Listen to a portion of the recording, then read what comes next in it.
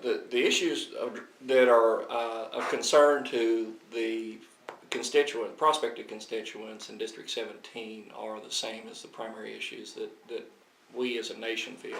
And those are jobs, the economy, and deficit spending. The order in which I would attack them would be jobs. If we can start focusing on policies that will help the private sector create jobs, then we grow the economy, and then we've got to start working on deficit spending. Quit spending as much as we're spending. We're spending well beyond our means. And for every dollar that we're spending in this country today, we're borrowing about 45 cents of that dollar from countries such as the Chinese. And our kids and grandkids are going to have to pay that back someday. The other thing that you do is you grow your income, as I said. So the way we grow our national income is by growing our job base. We did see last week, for instance, that job growth was about 290,000 jobs.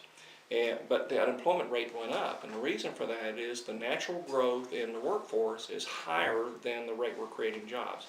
And so we have a jobless recovery. We've got to have a recovery that's based on producing private sector jobs, not government jobs. Private sector jobs are the jobs that grow GDP and jobs that grow the economy and jobs that grow the national. And if you look at what the federal government's been doing, Congress in particular, it's been spending its time on things like health care and cap and trade and holding hearings on every different little issue that's come up, and on Wall Street bailouts and on Wall Street re-regulation. We're not paying attention to things that are important to us here in the real world, and that is help my neighbor get a job to go back to work. Help the private sector. That person doesn't want a job working with the Census Bureau.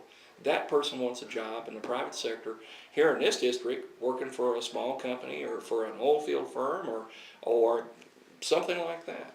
And they don't want a job necessarily with a company that's gotten a federal bailout. That's like giving a candy bar to a diabetic kid. I mean, you give them a sugar rush and all of a sudden they crash at the end. They want a private sector job that's a long-term sustainable job, not something that's funded with a government handout.